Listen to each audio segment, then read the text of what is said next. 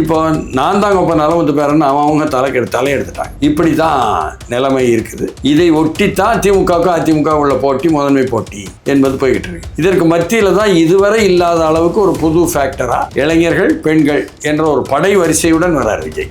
அவங்க ராகுல் காந்திக்கு என்ன மனசுல பதிஞ்சிருச்சுன்னு தெரியுதுன்னு சொன்னா, கர்நாடகா, தெலுங்கானா, ஆந்திரா ஆகிய 3 மாநிலங்களும் விஜய்க்கு அதிகமான ரசிகர்கள் இருக்காங்க. அதனால ஒட்டுமொத்தமாக கேரளா, தமிழ்நாடு, புதுச்சேரி, கர்நாடகா, தெலுங்கானா, ஆந்திரா என்ற 6 மாநிலங்கள், தென்னிந்திய மாநிலங்களிலும் விஜய்க்கு சாதாரணமாக 10, 15, 20, 25, 30 சொல்லி போட்டு விழுக்காடுகள் வாக்குகள் இருக்கிறது. அவர்களுடன் நாம் பயணம் செய்தால் நிச்சயமாக ராகுல் பிரதமராக அப்பொழுதுதான் 29 வர முடியும். வெறும் திமுகவே நம்பிக்கொண்டிருந்தால் அடுத்த 3 ஆண்டு கழித்து வர முடியாது என்ற அளவுக்கு சிந்திக்க தொடங்கிவிட்டார்கள் செய்தி கிடைச்சது. 20 தாண்டி 30 பக்கமெல்லாம் போகுதுன்னு சொல்றாங்களே விஜய்க்கு வாக்கு. தலித் மக்கள் வாக்குகள் ஒரு பக்கம், இளைஞர்கள் வாக்குகள் ஒரு பக்கம், சாதி மத வேறுபாடு இல்லாமல், அதே மாதிரி சாதி மத வேறுபாடு இல்லாமல், நான் ரொம்ப சொல்லுவது சீரியஸ். அதாவது முஸ்லீம் ஓட்டு போற திமுக தான், கிறிஸ்தவ ஓட்டு போற திமுக தான், இன்னும் பாடம் படிக்கிறாங்களே அப்படிலாம் இல்ல. ஒவ்வொரு முறையும் தலைமை பூசாரி சொல்றது தான் பூசாரி எல்லாம் கேட்பாங்க. இதுதான் கூட்டணி தர்மம். குட்டி தேவதைகளா இருந்தாலும் சரி, குட்டி பூசாரி தலைமை பூசாரி சொல்றது கேட்கணும் என்பதுதான் இதுவரை உள்ளது. டேகூர் கண்டினியூஸ், பாரதி ரெஃப்யூசஸ்ங்கிறான், இக்னோஸ் அப்படிங்கிறான். அதாவது நான் உடனே என்னடா இது ரவீந்திரநாத் தாகூரையும் மகாகவி பாரதியையும் தலைப்பா போட்டிருக்காங்க அப்படின்னு சொல்லி தான் உள்ள பயங்கரமா படித்தேன். ஒரு தந்திரமா ஒரு அந்த ஆங்கில ஏடு. இபி கட்டணம், மின்சார வாரிய கட்டணம் இவ்வளவு கூடுதலா செலவழிச்சிருக்கீங்க. எல்லாத்தையும் கூட்டி கழிச்சு போட்டா 5 ஆண்டுகளில் உங்களுக்கு 6,99,000 7 லட்சம் ரூபா கூடுதலா உங்க குடும்பம் செலவழிச்சிருக்கு. இது தவிர நாங்க என்ன அம்மா ஆட்சியில இருந்து நாங்க மடிக்கணினி கொடுத்தோம், தாலிக்கு தங்கம் கொடுத்தோம், இதெல்லாம் சேர்த்தா உங்களுக்கு அதெல்லாம் கட் பண்ணிட்டா என்பதனால அதுல ஒரு 1,69,000 என்ன உங்களுக்கு இழப்பு வந்திருக்கு. ரெண்டையும் சேர்த்தா உங்களுக்கு ஒரு 8 லட்சம் ரூபா இந்த 5 ஆண்டுகள்ல கூடுதலான செலவு. எஸ்சிஎஸ்டி மக்களுக்கு நாமம் இல்லை, எங்க பணம் எங்களுக்கு தானே கொடுக்கணும்னு கேட்டா அப்படியா உங்களுக்கு கொடுக்க முடியாது, திருப்பி அனுப்புறோம்னு சொல்லி 7,000 கோடியை திருப்பி அனுப்பிட்டாங்க மத்திய அரசுக்கு. அதனால திமுக அரசு ரொம்ப தெளிவாக சாதிய பார்வையில் பார்க்குது, சனாதன பார்வையில் இல்லையே. பெரியார் வழி சொல்றாங்களே சிலர் கேட்காங்க. நாம அப்போ உங்கள்கிட்ட உண்மையை சொல்ல வேண்டியிருக்கு. அதிமுகவுக்கும் காங்கிரஸுக்கும் தான் இயற்கையான கூட்டணி, பாஜகவுக்கும் திமுகவுக்கும் தான் இயற்கையான கூட்டணி என்பதை சொல்றாங்க. அதுதான் உண்மை. இப்போ கூட ரகசியமான உறவு, அவர்களுடைய கொள்கைகளை, மோடிய கொள்கைகளை அமலாக்குவது என்பதிலெல்லாம் தெளிவாகவே என்ன ஸ்டாலின் அரசாங்கம் இருக்கு. அதுதான் உண்மை. ஆனா பெயரளவுக்கு இப்பொழுது அதிமுக கழுத்தை நெரிச்சு எப்படியாவது அவங்களை எந்திரிக்க விடக்கூடாதுங்கிற ஒரு சதியும் என்ன நடந்துகிட்டு இருக்கு. நியூஸ் நேயர்களுக்கு அன்பு வணக்கம். நம்முடைய அரங்கத்திற்கு மூத்த பத்திரிகையாளரும் சமூக ஆர்வலருமான ஐயா TSS மணி அவர்கள் வருகின்றார். அவரை வரவேற்போம். ஐயா வணக்கம். வணக்கம். இப்போ இது 2026 தேர்தல் களம் எப்படி இருக்கு? தேர்தல் களமா அது கலவரமானு தெரியாம இருக்கு. ஒவ்வொரு கூட்டணியும் தங்களுடைய கூட்டணி ரொம்ப வலுவாக இருக்குது என்பதை, திமுக கூட்டணி வலுவாக இருக்குது அப்படின்னு சொல்லியிருக்காங்க. அதிமுக கூட்டணி வலுவாக இருக்குதுன்னு பாஜக சொல்லியிருக்காங்க. அப்படி சூழலில் வலுவாக இருக்காங்களா என்று உள்ள போய் பார்த்தா, காங்கிரஸ் திமுக எங்களை கூடயே இருந்தாலும் தோக்கடிச்சிருவாங்களோ சந்தேகமாக இருக்குது அப்படின்னு சொல்ல. ஏன்னா மற்ற இடத்துல இவங்க வேலை பார்க்க மாட்டாங்களே. காங்கிரஸ் நான் அப்படி சொல்லலை, தோக்கடிச்சிருவாங்களோ என்று அவங்க சந்தேகப்பட. திமுக எங்களுக்கு காங்கிரஸ்காரன் ஓட்டு போட மாட்டான் அப்படின்னு அவன் சந்தேகத்தோடு இருக்க. ஸோ அதுக்கு பெயர் சந்தேக பிராணி கூட்டணி. சந்தேக பிராணி. ஓ, நல்ல நல்ல நேம். சந்தேக பிராணி கூட்டணி என்பதாகத்தான் சொல்ல முடியுது. இங்கே பாஜக அதிமுகனாலும் அனைத்து இந்திய அண்ணா திராவிட முன்னேற்ற கழகத்தினுடைய தலைமையில் தனிப்பெரும் பெரும்பான்மை பெற்று நாம் ஆட்சி அமைப்போம்னு அதிமுக பொதுச் செயலாளர் எடப்பாடி பழனிசாமி சொல்கிறாரு. ஆனால் பாஜக சொல்லுது நாங்கள் என்டிஏ கூட்டணி எங்கள் தலைமையில் அப்படிங்குது. அப்போ அது வேறு இது வேறுன்னு தெரியுது. அதனால் அதிமுக ஆதரவாளர்கள் எப்படி எங்களுக்கு ஓட்டு போட மாட்டாங்க, இன்னும் பாஜக காரங்களே சொல்கிறாங்க. அவங்களுக்கும் தெரியுது. அப்போ இதுவும் சந்தேக பிராணி கூட்டணி. அப்போ எல்லாமே ஒருத்தர் சந்தேகப்படுறவங்கெல்லாம் சேர்வது இந்த முறை தான். ஒவ்வொரு முறையும் தலைமை பூசாரி சொல்கிறது தான் குட்டி பூசாரி எல்லாம் கேட்பாங்க. இதுதான் கூட்டணி தர்மம். என்ன குட்டி தேவதைகளாக இருந்தாலும் சரி, குட்டி பூசாரி தலைமை பூசாரி சொல்கிறது கேட்கணும் என்பது தான் இதுவரை உள்ளது. இப்போ நான் தாங்க இப்போ நலமுத்து பேரன்னு அவங்க தலையெடுத்துட்டாங்க. இப்படி தான் நிலைமை இருக்குது. இதை ஒட்டித்தான் திமுகவுக்கும் அதிமுக உள்ள போட்டி முதன்மை போட்டி என்பது போய்கிட்டு இருக்கு. இதற்கு மத்தியில் தான் இதுவரை இல்லாத அளவுக்கு ஒரு புது ஃபேக்டராக இளைஞர்கள் பெண்கள் என்ற ஒரு படை வரிசையுடன் வரார் விஜய் தாவேக்கா. அது இந்த பக்கம் பாதிக்க போகுதா அந்த பக்கம் பாதிக்க போகுதா அப்படின்னு சொல்லிவிட்டு ரெண்டு பக்கத்துலேயும் அச்சம் வருவதற்கான சூழல் அது. இப்போ வந்து காங்கிரஸ் திமுகவிலிருந்து வெளியேறுமா? அதாவது திமுக கூட்டணி வலுவாக இருக்கு. திமுக கூட்டணியில் ஆட்சியில் பங்கு வேண்டும் என்று காங்கிரஸ் தலைமை கேட்பது என்பதிலையும் அவர்கள் வலுவாக இருக்காங்க. அதை அவங்களுடைய நாடாளுமன்ற கட்சியினுடைய கொறடா மாணிக் தாக்கூர், அவரை சாதாரண எம்பி சொல்லக்கூடாது, கொறடான்னு சொல்லணும். ஒரு கொறடா வந்து சும்மாலாம் பேச மாட்டாங்க, தலைமை சொன்னது தான் பேசும். அவர் பங்கு வேண்டும் என்பதில் தெளிவாக இருக்கார் என்பது வெளியே பகிரங்கமாக தெரியுது. அப்படி அவர் வந்து அப்படி நிலைப்பாட்டில் இருக்கும் பொழுது இங்கே ஆர்எஸ் பாரதி வந்து அதெல்லாம் எந்த ஒரு ஆட்சியில் பங்கும் கிடையாதுன்னு எங்கள் தலைவர் சொல்லிட்டாரு.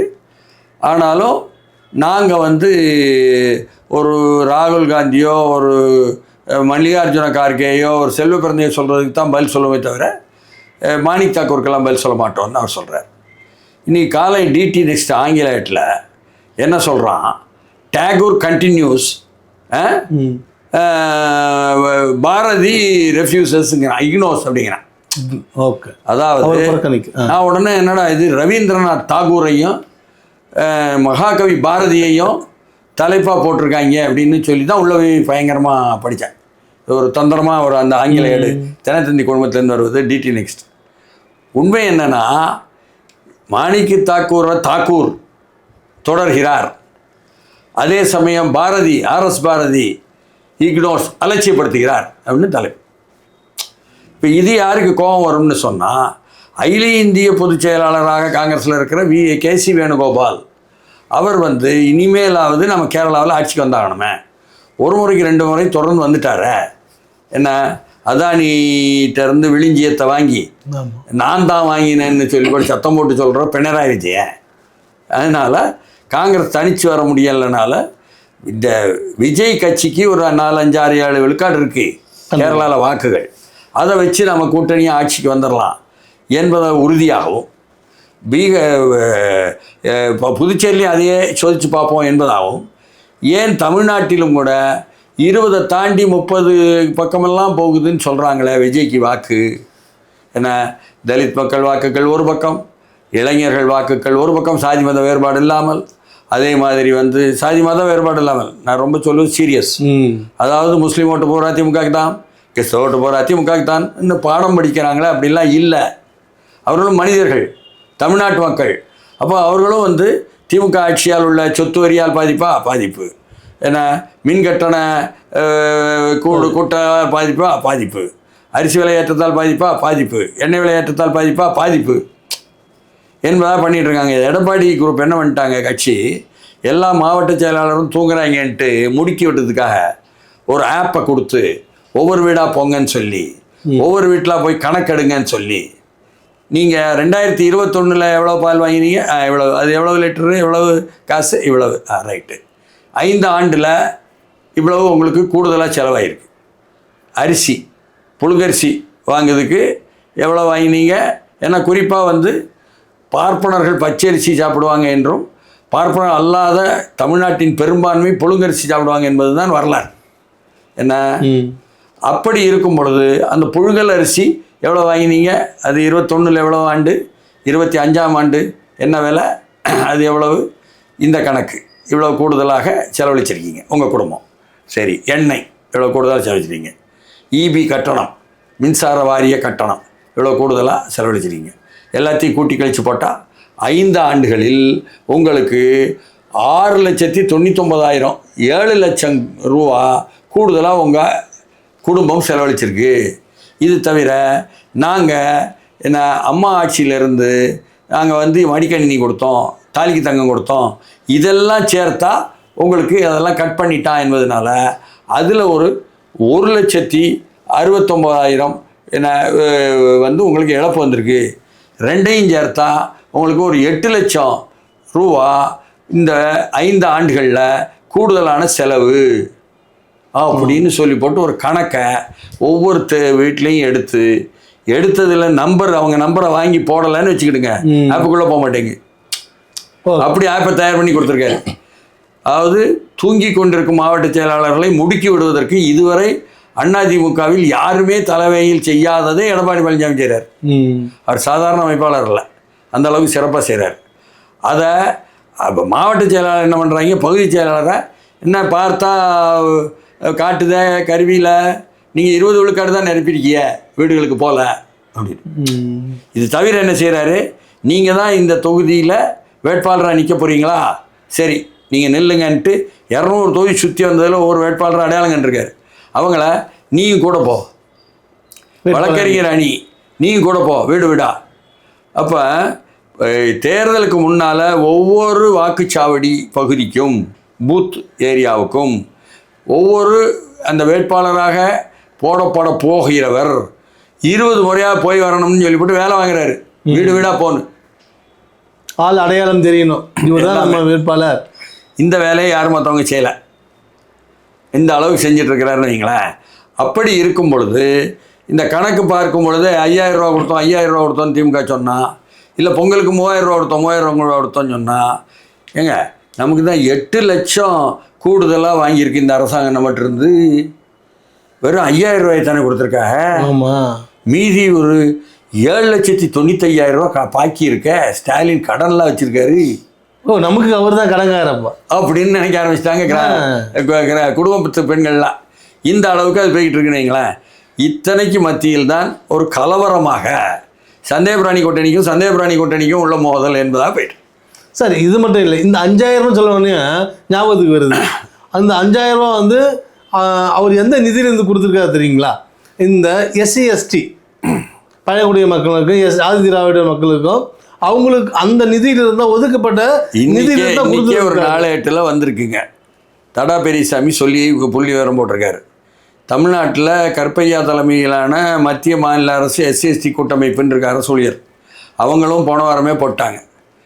ADMKயினுடைய IT விங் தலைவர் கோவை சத்தியனும் டிவியிலேயே இதை சொல்லிட்டார். அதனால் எல்லாமே வந்து காம்ப்ளான் என்று சொல்லக்கூடிய சிறப்பு என திட்ட தொகை என்று கிருஷ்ணதாஸ் காந்தி அதை கொண்டு வந்து பெருமையாக சொல்லிக்கிட்டு இருந்தாரோ அந்த தொகை பட்டியலின மக்களுக்கு சேர வேண்டியதை அப்படியே மகளிர் உரிமை தொகைக்குன்னு இடம் மாற்றி மடை மாற்றி விட்டது திமுக ஆட்சி தொடக்கத்தில் இருந்து. இப்போவும் அதைத்தான் கொடுத்துருக்காங்க. அப்போ SC ST மக்களுக்கு நாமம் இல்லை எங்கள் பணம் எங்களுக்கு தானே கொடுக்கணும்னு கேட்டால் அப்படியா உங்களுக்கு கொடுக்க முடியாது, திருப்பி அனுப்புகிறோம்னு சொல்லி ஒரு 7,000 கோடியை திருப்பி அனுப்பிட்டாங்க மத்திய அரசுக்கு. அதனால் திமுக அரசு ரொம்ப தெளிவாகவே ஒரு சாதிய பார்வையில் பார்க்குது, சனாதன பார்வையில் இல்லையே. பெரியார் வழி சொல்கிறாங்களே சிலர் கேட்காங்க. நாம் அப்போ உங்கள்கிட்ட உண்மையை சொல்ல வேண்டியிருக்கு. நீங்கள் எல்லாம் பெரியார் வழி திராவிடம், நீங்கள் பேசுவது தெருவில் நின்று பேசுகிறீங்க, மைக்கில் பேசுகிறீங்க, நல்ல விஷயம். ஆனால் ஆட்சியில் உட்கார்ந்துருக்கிறவங்க சனாதன வழி திராவிடம், இப்படி 2 இருக்குது. சார் இப்போ விஜய்ன்னு சொல்லும்போது தாவேக்கா அந்த கூட்டணியிலேருந்து ஆட்சியிலையும் பங்கு அதிகாரத்திலையும் பங்கு தரோம் அப்படின்னு சொல்லிட்டு ஓப்பன் ஸ்டேட்மெண்ட் கொடுத்தாங்க. அதை பார்த்த உடனே விசில் அடிச்சாச்சு அப்படின்னு காங்கிரஸ் முந்திக்குவாங்களா? காங்கிரஸ் KC வேணுகோபாலை பற்றி சொல்ல வந்தேன். அவர் சிந்திப்பது வெறும் கேரளா பாண்டிச்சேரி தமிழ்நாடுன்னு சொன்னால் பிழை. வருகிற 2029ஆம் ஆண்டினுடைய மக்களவைத் தேர்தல் தான் எங்களுக்கு முக்கியம். தென்னிந்தியாவில் தான் நாங்கள் அதிகமாக அள்ள முடியும். தென்னிந்தியாவில் ஒரு 150க்கு மேலே என்ன ஒரு 200க்கு மேலே அள்ளிட்டோம்னா ஒரு 40-50 வந்துட்டாலும் ஒரு 270 நாங்களே எட்டிடலாம். என்ன வட இந்தியாவில் இருக்கிறவங்களும் சேர்த்து ஆட்சிக்கு வந்துடலாம் என்ற நம்பிக்கையில் அவங்க ராகுல் காந்திக்கு என்ன மனசில் பதிஞ்சிருச்சுன்னு தெரியுதுன்னு சொன்னால், கர்நாடகா, தெலுங்கானா, ஆந்திரா ஆகிய 3 மாநிலங்களும் விஜய்க்கு அதிகமான ரசிகர்கள் இருக்காங்க. அதனால் ஒட்டுமொத்தமாக கேரளா, தமிழ்நாடு, புதுச்சேரி, கர்நாடகா, தெலுங்கானா, ஆந்திரா என்ற 6 மாநிலங்கள் தென்னிந்திய மாநிலங்களிலும் விஜய்க்கு சாதாரணமாக 10, 15, 20, 25, 30ன்னு சொல்லி போட்டு விழுக்காடுகள் வாக்குகள் இருக்கிறது. அவர்களுடன் நாம் பயணம் செய்தால் நிச்சயமாக ராகுல் பிரதமராக அப்பொழுதுதான் 29 வர முடியும்.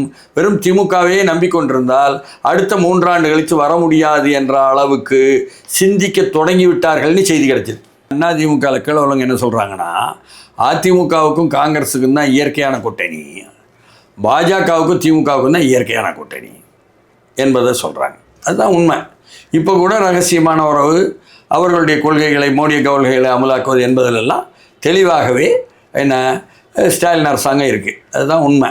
ஆனால் பெயரளவுக்கு இப்பொழுது வந்து அதிமுக கழுத்தை நெரிச்சு எப்படியாவது அவங்கள எந்திரிக்க விடக்கூடாதுங்கிற ஒரு சதியும் என்ன நடந்துக்கிட்டு இருக்கு. என்ன அது ஒரு பக்கம் இருக்கட்டும். இது மத்தியில் இன்றைக்கி செய்திகளே என்னென்னா, சாதாரணமாக தூத்துக்குடி மாவட்டத்தில் இருக்கிற ஆறுமுகநேரியில் அங்கே வந்து பட்டியலின மக்களுக்காகன்னு வெறும்னா ஒரு 14 கடைகளை மட்டும் கட்டி கொடுத்துருந்தான் தாட்கோ. அது இடிஞ்சிட்டு ரொம்ப நாள் ஆச்சுன்னு மறுபடியும் ஜிஓ போட்டு அவங்களை கடை கட்டுவதற்கு அலாட் பண்ணால், அங்கே உள்ள பேரூராட்சி தலைவர், அங்கே உள்ள அமைச்சர் அனிதா எல்லாரும் விடக்கூடாது பட்டியலினத்துக்கு என்று தடுக்காங்கன்னு சொல்லிவிட்டு இன்றைக்கி ஒரு போராட்டமே வச்சுருக்காங்க. அதுலேயும் சாதி பாகுபாடு. அப்போது சாதி ரீதியாக எல்லா பிற்படுத்தப்பட்ட மிகவும் பிற்படுத்தப்பட்டோரும் பட்டியலின மக்களை வெறுக்கலை. திமுகவில் அதிகாரத்துக்கு வந்தவங்க வெறுக்கிறாங்க என்பதை அவங்க சொல்கிறாங்க. அந்த அளவுக்கு அந்த வாக்குகளும் கூட இதுவரை வந்துட்டு இருந்தது, திமுக வந்துட்டு இருந்தது, தொடர்ந்து வருமா என்ற கேள்விக்குறியாயிட்டு. இவ்வளவு பிரச்சனைகள் மத்தியில் தான் இந்த முறை களம் காண போகிறோம். ஆனால் மிக தெளிவாக இருக்கிறார் திமுக தலைமை என்னென்றால், பணத்தை கொடுத்தால் தானே வாக்குகள் கிடைக்கும். சார் அது வந்து போன காலம் இப்போ இருக்க ஜென்ரேஷனில் எல்லாருக்கும் எல்லாம் தெரிஞ்சிச்சு. இருக்கிற பட்டி தொட்டி பாமர மக்கள் வரைக்கும் இவங்க என்ன பண்ணுறாங்க, ஏது பண்ணுறாங்க அப்படின்ற விஷயங்கள் இந்த சோஷியல் மீடியான்னு ஒன்று, அந்த சோஷியல் மீடியா மூலிமா எல்லாருக்கும் எல்லாம் தெரிய வந்துச்சு. அதனால் இப்போ விஜய் கூட பார்த்தீங்கன்னா இப்போதைக்கு கரண்ட்டில் 1,30,00,000 உறுப்பினர்கள் அவங்களோட கைபேசி எண்ணோட பதிவு செய்து இருக்காங்க. இப்போ அந்த கூட்டணி பலமா இல்லை இருக்க கூட்டணி பலமா அப்படின்னு இவர் என்ன பண்ணுறார், ஓப்பனாகவே ஆட்சியிலையும் பங்கு, அதிகாரத்திலையும் பங்கு தருகிறேன் அப்படின்னு சொல்லிட்டு ஓப்பன் டாக், நானும் விசில் அடிச்சிட்டேன், என்னோடய விசிலுக்கு பதில் விசில் கொடுத்து வாங்க அப்படின்னு அழைக்கிறதா ஒரு தகவல். கேசி வேணுகோபால் நீங்கள் சொன்ன மாதிரியே காங்கிரஸ் தாவேகா கூட தான் கூட்டணி செல்கிறார்கள் அப்படின்னு ஒரு தகவல் எல்லாம் இருக்கலாங்க. வர்ற 17ஆம் தேதி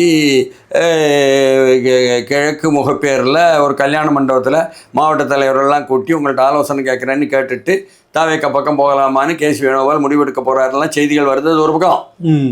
ஆனாலும் கூட திமுகவுக்கு தைரியம் என்னென்னா, நீங்கள் அதிருப்தி கொடுக்குறீங்களா எங்கள் ஆட்சிக்கு, கூட 1000 ரூபா முடிஞ்சு போச்சுங்கிறாங்க. அதனால் இப்போ பொங்கலுக்காக அமைச்சர்கள் எல்லாரும் அவங்கவுங்க தொகுதியில் எல்லாருக்கும் பாத்திரம் கொடுத்துருக்காங்க. அது தவிர இந்த ராம்ராஜ் காட்டன்லேருந்து ஒரு சட்டை, ஒரு வேட்டி, ஒரு புடவை கொடுத்துருக்காங்க. இந்த சட்டையும் வேட்டியையும் புடவையையும் அதே சமயம் வந்து இதையும் பாத்திரத்தையும் யாரும் வீட்டுக்குள்ளே பயன்படுத்தாமல் இருக்க முடியாது. அதனால் பயன்படுத்தும் பொழுதெல்லாம் அமைச்சருடைய நினைவு வரும். அமைச்சர் நினைவு வருவெல்லாம் உதயச்சூரனுக்கு ஓட்டு போடுவாங்க. அதனால் உறுதியாக போட்டுருவாங்க. வேணும்னா கூட 1000 ரூபா கொடுத்துருங்க என்பதாக தெளிவாக இருக்காங்க, தைரியமாக இருக்காங்க, வெற்றி அடையன்னு நம்புகிறாங்க.